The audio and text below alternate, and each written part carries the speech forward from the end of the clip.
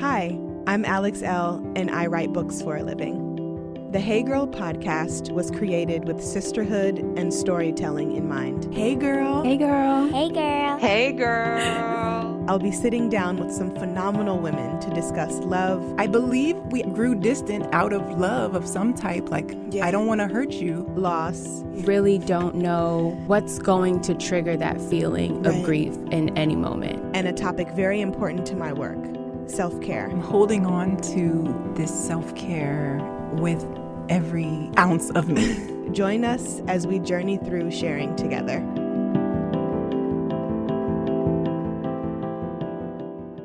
This week's guest is doula and business owner Erica Chidi Cohen. I connected with Erica most likely on social media a few years ago. There is a positive component to social media and there is a negative. I will tell my clients, I'm like, no social media. I'm like, because I think it's so important for us to hold on to our imagination around what we see the experience looking like. The diversity in the doula space is kind of scarce. I love Erica most because she is giving a voice to specifically women of color. I'm first generation Nigerian American. When it comes to being a doula in a very white space, it's a part of my lineage to step into this work. And she's a business owner. She is a loving postpartum and pre-birth doula. More of that is needed. We need to see more women of color in these spaces, and Erica is making room for us. Once we made that shift and we started telling people this is what is behind Loom, this is what's motivating it, we got so much positive feedback. LGBTQ families needing more support, different ways of moving through pregnancy or conception. It doesn't feel like it's only for me. This is Erica's story.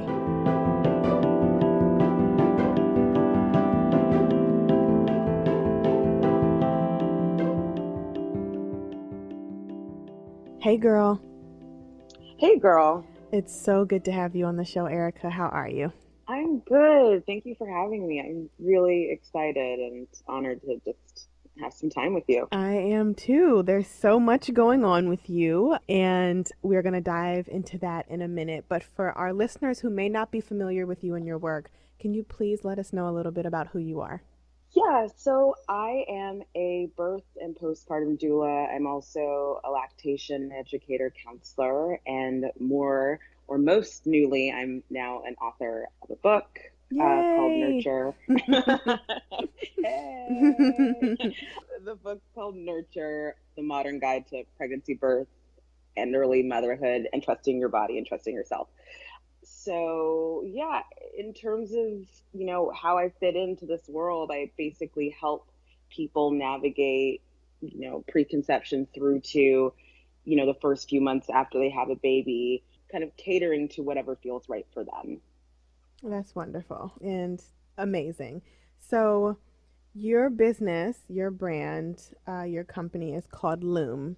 You just did a big rebrand though, because it wasn't Loom initially.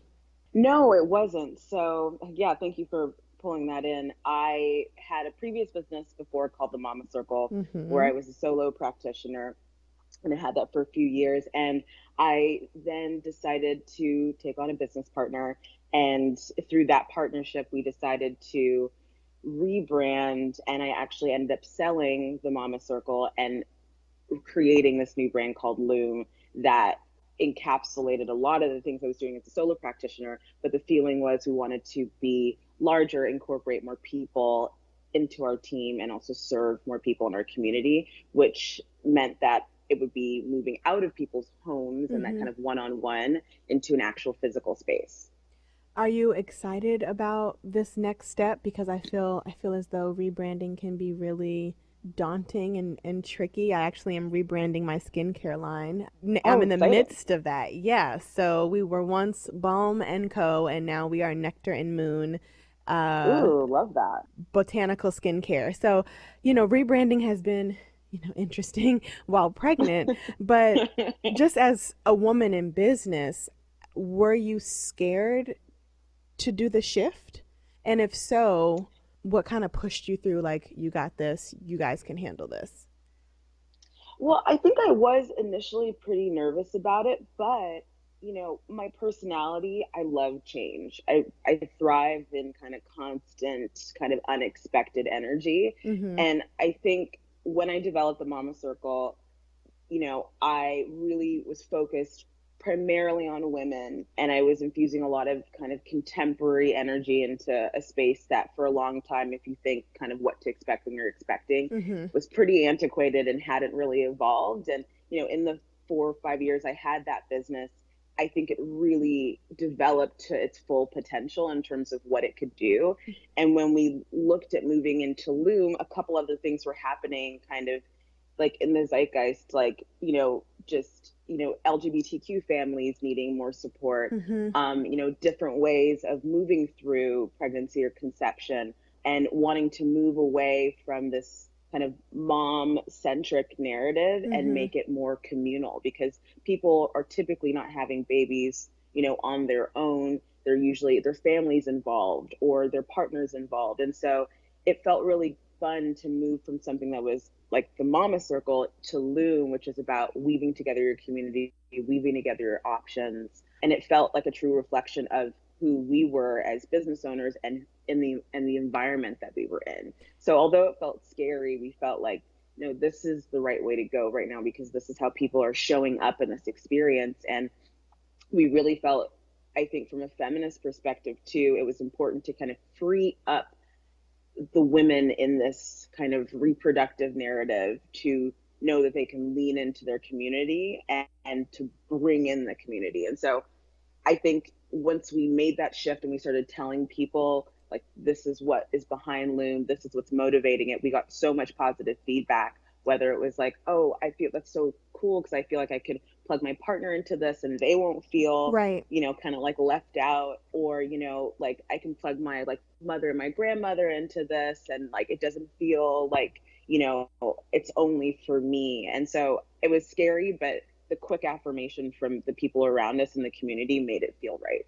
I love that about Loom. When I was just stalking the Instagram when I first rediscovered that you guys had done this shift, it's so much more diverse and inclusive, not just of women and women of color, but also of the LGBTQ community, like you mentioned, and the dads. There was one post where you mentioned that modern doulas support all birth outcomes.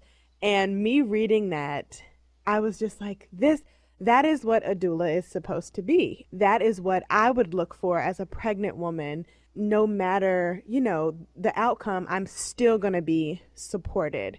And I feel as though, and I want to dive into this a little bit, that sometimes the midwifery and doula space can be kind of closed minded. I don't know if that's the word, or really centric on certain things. Like, okay, having a home birth experience, but if that doesn't go well, then there's this disappointment from all angles. Or if a couple needs fertility support, I've had a personal experience with a doula who shifted her interest in me when she found out my husband and I needed fertility support. So it was really refreshing to see that Loom was for all mothers and all families. Can you talk a little bit about that, in that space of the different ways that doulas and midwives approach people, couples, and their experiences with pregnancy and birth? For sure. I mean, and thank you so much for, saying that in terms of just noticing the inclusivity piece. I think it's so, well, let's back up a little bit. Yeah. You're right. Midwives and doulas, some have very prescriptive ways of how they want to move through, trying to conceive or TTC, your pregnancy and your kind of early postpartum parenting experience. Mm-hmm. And, I think in the past, that's been fine. I think people just do the best that they can with the information that they have, and that's where it lands.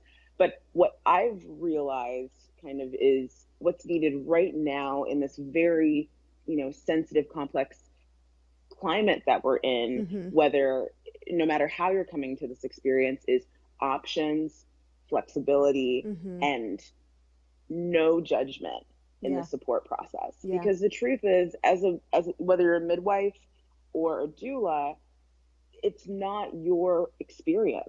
It's not your birth. It's not your life. And as a result of that, it's so important to always stay curious and say, what is my client thinking? Like, what is my client trying to negotiate? And like, how can I be a good container for them to have their own experience? So that means if someone comes to me and they say, hey, you know, I want to have a planned cesarean birth. Okay. Or if they're still using more kind of tight language or saying, I want to have a C-section. As a sidebar, I think verbiage language is so important. So I say cesarean birth because a birth is still a birth. If a client's coming to me and saying that that's where they want to go, instead of me saying like, you know, have you thought about other options, or do you think that's going to be best for you? I'm going to say to them, tell me more about that decision. You know, tell me what's brought you there. Because, for example, I think things that are not typically brought to the table is a lot of women have sexual trauma, have had things happen to them that make the idea of a vaginal delivery very, very triggering or activating. And so when we have someone railing towards that type of decision, you really have to think, what are the motivating factors? So that's one thing. And I think, you know, if people were hearing more that all birth is natural, okay? Doesn't matter if you're having a medicated birth, unmedicated, vaginal, cesarean birth, it's all still natural to move through the process the way that you need to. It's natural to have a baby, you know, whether you've had help with conception or not. And my feeling really, I think the term natural birth is really divisive. It puts women into camps. It creates competition where it doesn't belong. And I do feel like a lot of midwives and doulas over the past maybe say 20 years or so have really leaned into, even my first training I took as a doula, that concept of natural birth was very much embedded, whether it's, you know, the Ina May Gaskin or these kind of seminal texts that really, you know, push a certain narrative. You know, it's what we initially are exposed to. And so if you don't choose to augment your belief system, you can stay with that and be very ingrained, and ends up not helping as many people. And so I feel really passionate about, and I know a flood of doulas who stand in the same space as me saying that, you know, all birth is natural. We're here to support whatever outcomes feel comfortable for you. And having a doula doesn't mean, or working with a midwife doesn't mean you're having a home birth. You know, you could be birthing in a hospital, one, depending on what state you live in, especially with midwives. Secondly, I think that doulas do their best work in the hospital. I feel like the hospital is the most transient, complex, kind of isolating environment. The average labor is like 10 to 12 hours average. Most are longer. You know, the nurses shift every 7 hours. So you don't have someone continuously there with you, especially because your primary or reproductive care provider will only come at the third stage of labor when you're starting to push. Right. And so having a doula, they're there the whole time.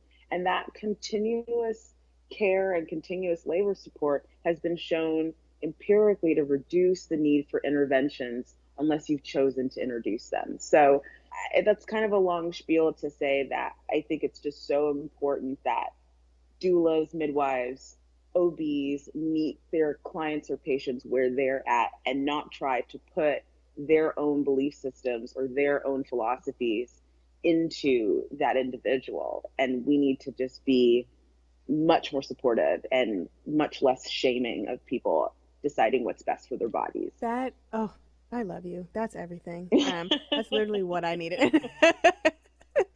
Girl, like I cannot. You and I have had some personal conversations, so you know, like I needed that. Yeah, yes, girl. So just moving forward, because I want to talk about social media and the birth experience.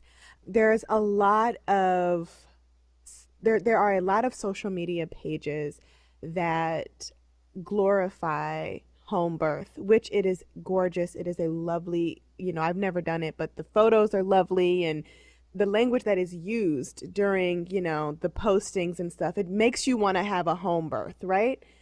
So let me just use myself as an example. While my husband and I were trying to conceive, you know, I was on all those birthing pages and I was convinced I was going to have a home birth, not even knowing the logistics, right? Just, I'm going to do this. that woman and her partner look beautiful in that bath. Like I want to deliver my baby in the water, and I want it to be at home, and I want a midwife, and I want a doula. And it was just me being kind of comparative, like if she can do it, Sure. I can do it. And now that I'm pregnant, things have completely shifted. And I think you and I have talked about this too. Yes, I have a midwife, but I will be delivering in a hospital after doing some research and just feeling comfortable with that decision more and more as the pregnancy progresses. So I guess what I'm trying to ask is, do you think social media can kind of glorify the home birthing experience and in turn shame the hospital birthing experience? And if you have a mom who is giving birth at home and then things don't go as planned, how do you support her in the transition to the hospital birth? I know that's a lot and that's a really loaded question, but I had to try to get that out there in some way. No, I love it. That's not loaded at all. That's like my lane all day.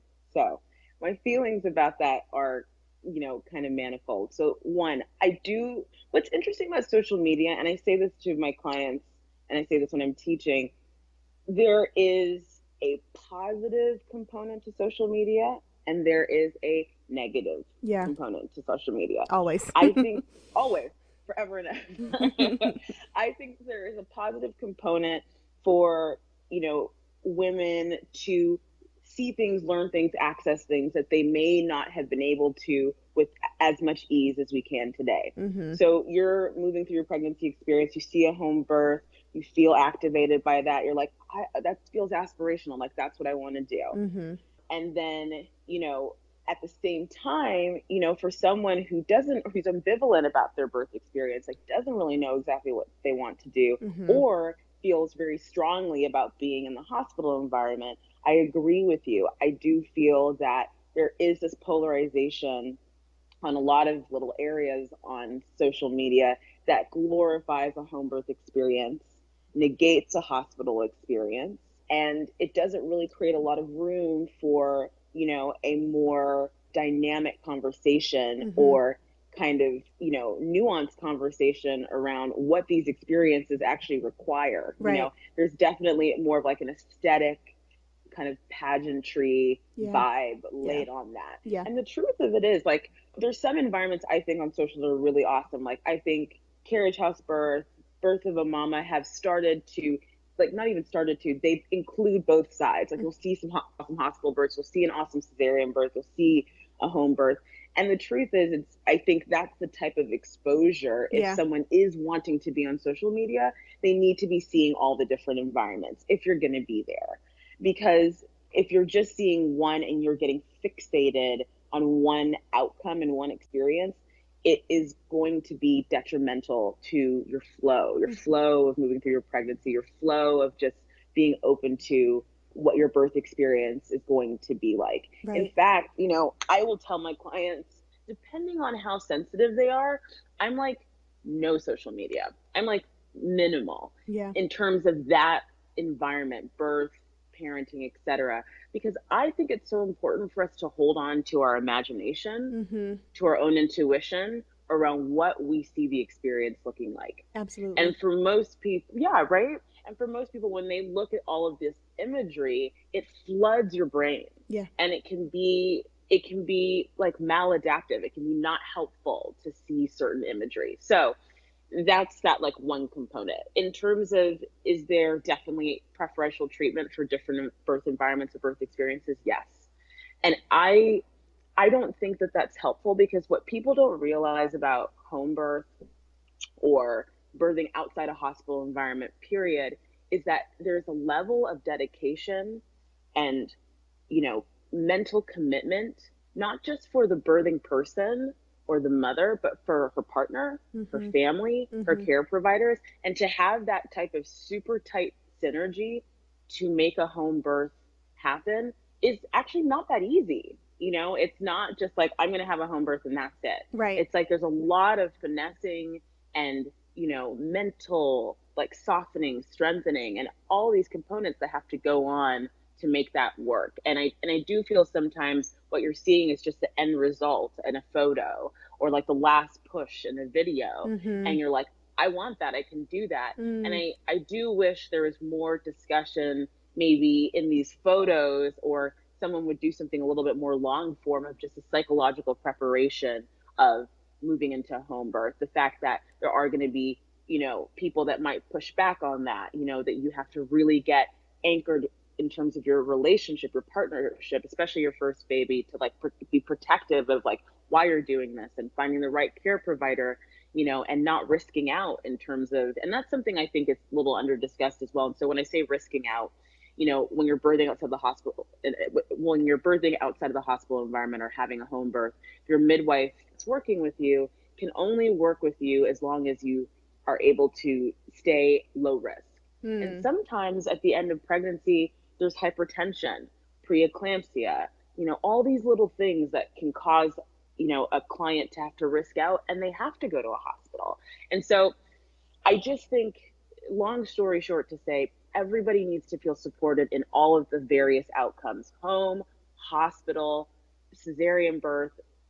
I think as women, we need full education, full exposure, and de escalation of every single experience that we can move through, so that if we have to be in this environment that we have not chosen to be in, we're not shaming ourselves. We're not thinking, well, I did something wrong, my body's broken, Yeah. like There's this I'm not in guilt, a place of right? power. Yeah. Yeah. Exactly. Yeah. Exactly. Yeah. There's this Yeah. guilt that it didn't go right. I'm not strong enough. I'm not this. I'm not that. And that's, I wanted to touch on that too, as far as supporting mothers who whose birth plan shifted. So with Charlie, I didn't have a birth plan. I was young. I probably didn't even know what a birth plan was. I was 18 when I had her. So she'll be 10 in November. So it's been 10 years and I'm having my second baby. And I feel like I am just, of course, I'm a completely different woman, a completely different human being.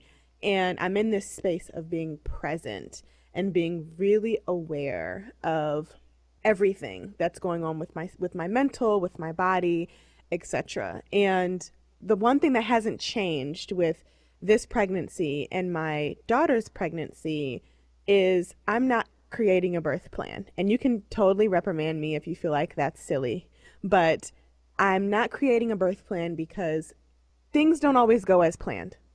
And aside from me having a midwife and giving birth at a hospital, I am okay if I end up, not being able to have a vaginal birth. While that's what I prefer, I'm not getting my hopes tied up in that.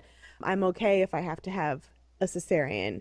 I'm okay with whatever is going to happen as long as we end up, prayerfully, God willing, with a healthy baby, right? So 100%. how do you, what do you have to say about moms like me who are like, I'm not going to do a birth plan. I'm just not really, I guess, wing it, but not really wing it, just not overly prepare because things change and change is okay.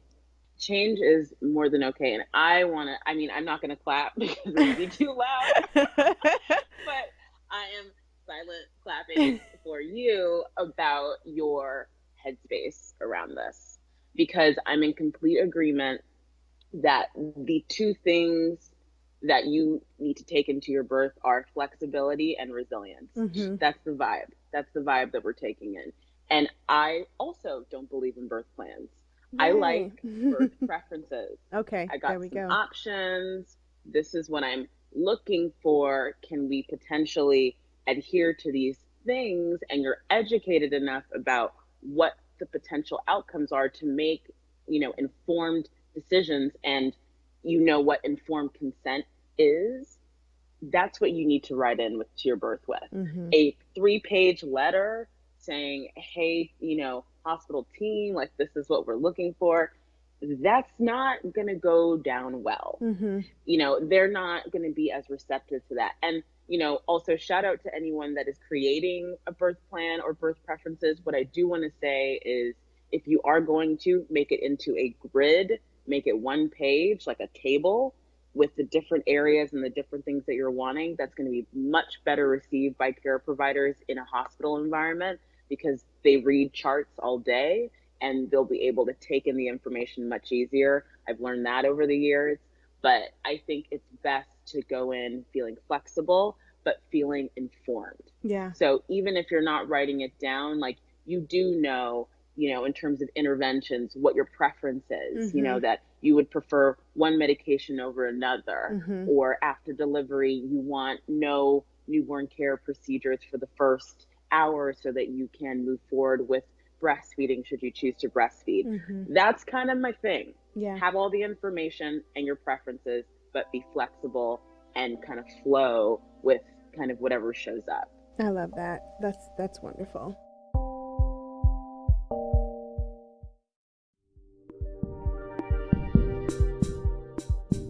The next thing I want to touch on is being a woman of color in the doula space. We've kind of chatted about this too, and I've talked to another one of my doula friends about this. This question is like threefold. So, number one, how does it feel to be a Black woman in a very white space right now? I mean, we're kind of always in a white space, but specifically when it comes to bringing new life into the world. Two, how can we get more women of color in the doula space? Just in your words, like, how would you feel about that? And what initiatives do you think could take place to make that happen? And three, are you servicing, I know you're in LA, so do you service women of color where you're located right now? So these are all really tender questions that are very close to my heart. So I'll do my best to answer all three. So I'm first generation Nigerian, American. So my parents came over here like from the village. My dad's a doctor, my mom's a nurse. And in fact, I only found out maybe 3 or 4 years ago that my grandmother, was a midwife and made all the remedies for our village and all of that. So when it comes to being a doula in a very white space, it's a part of my lineage to step into this work. And I think, when you're in a country like America that has been, in many ways irreparably damaged by slavery, there's a lot of forgetting and remembering and erasure. So I think what a lot of women of color may not even realize is that before academia was set into, kind of the structure of this country, all obstetrical gynecological care, especially in the South during slavery, was practiced by Black women. Yes, ma'am. Black women were delivering all the babies. They also were providing all the newborn care. They were also, participating in wet nursing.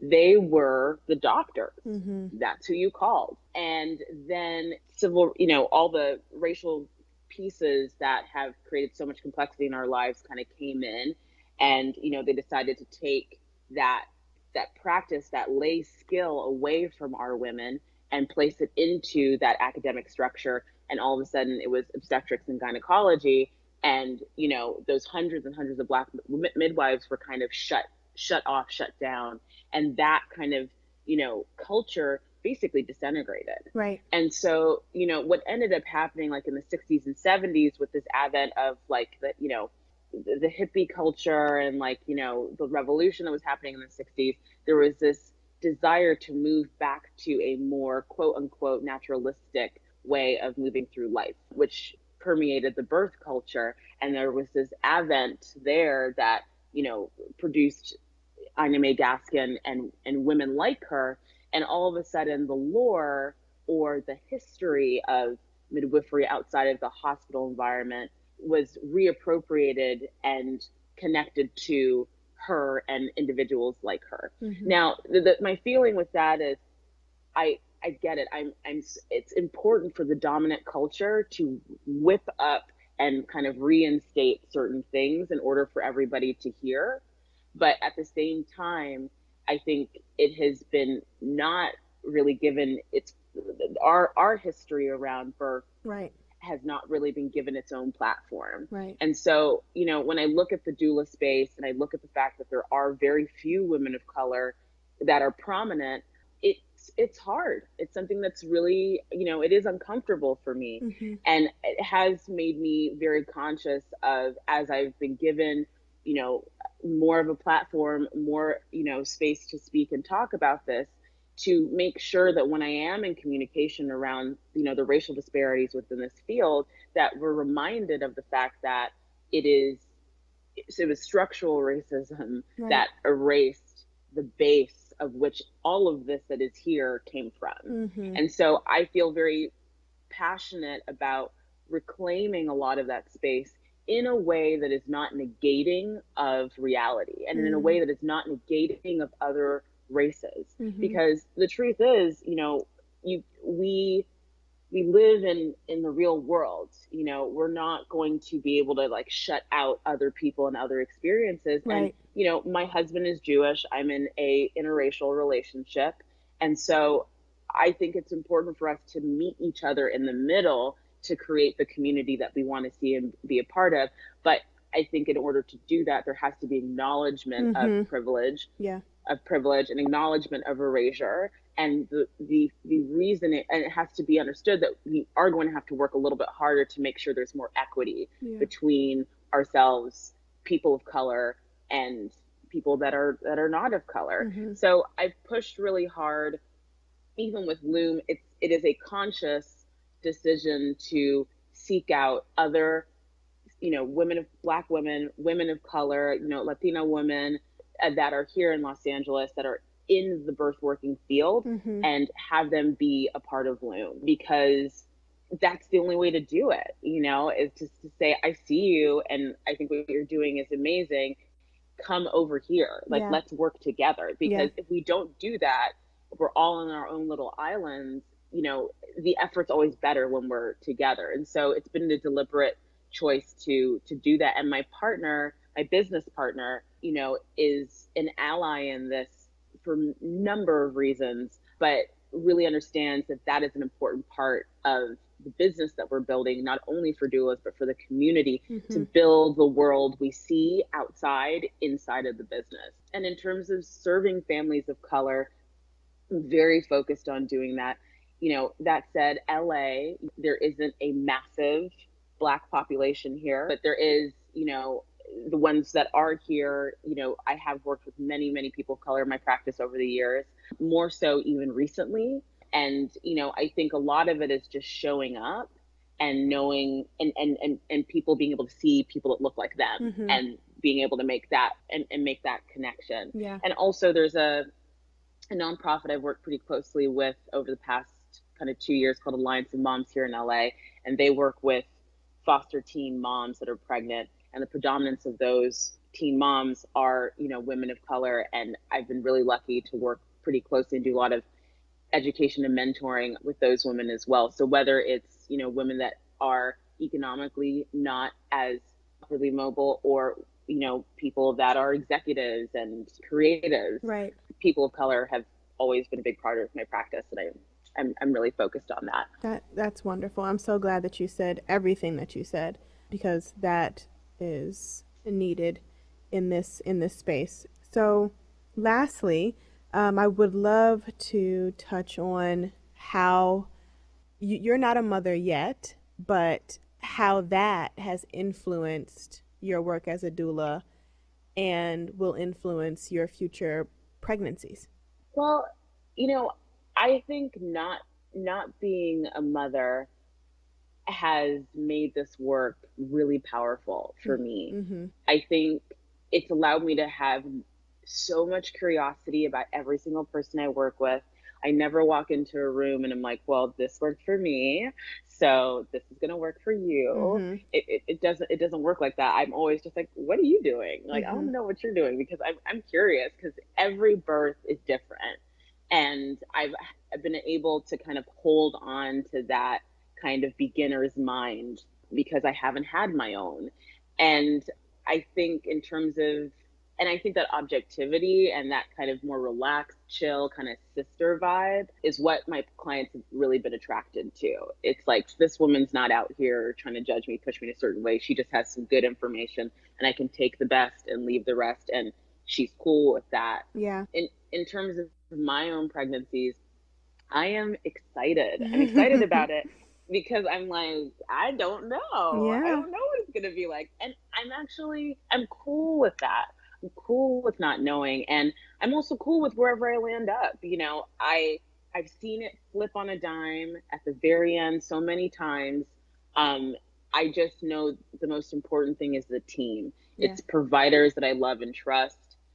It's, you know, working with a doula that I love and trust. It's like, those people are the hug. Those people are the cocoon.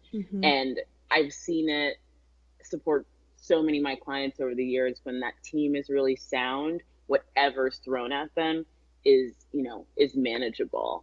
And I think that's kind of what I'm thinking, you know, like, ideally, like, if I had a really low risk pregnancy, it'd be cool to try and have a home birth, just because I trust it, I believe in it, I've seen it. But if I have to be in the hospital and I need an epidural, like, yes, and yes. Like, there's no, it's like, I'll do whatever, you know. And if it's cesarean delivery, I want a really incredible OB that's an incredible surgeon. You know, it's okay.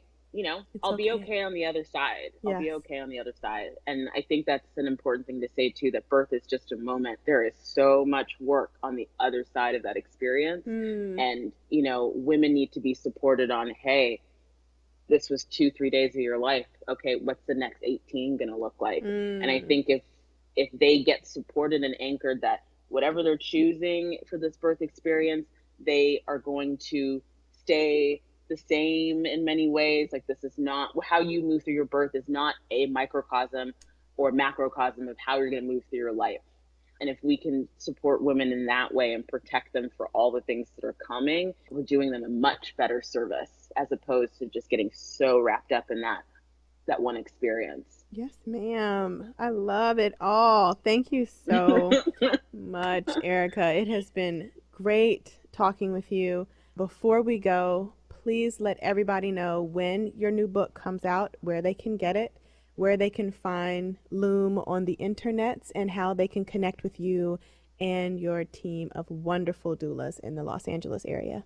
Okay, so my book comes out October 24th. Yay. It is available. It's available wherever good books are sold. And you can find me on Instagram. My personal Instagram is just my name, so at Erica Chitty Cohen. I'm hanging out on there. I don't post that much. I'm trying to get better at that. Bear with me. And in terms of Loom, you can find us at This Is Loom on Instagram, and our website is thisisloom.com. And I think that's all the spots. Hey. That's all the spots. Awesome. Well, thank you again. I am just thrilled that we had this conversation, and I know it's going to settle in the hearts of so many people who are in this space. So we will, we will connect off the air for sure. And thank you so much for being my guest. Thank you for having me, Boo Boo. I appreciate it so much, and I'm so excited for you. And thank you for having me. Thank you. Chat soon. Okay, bye.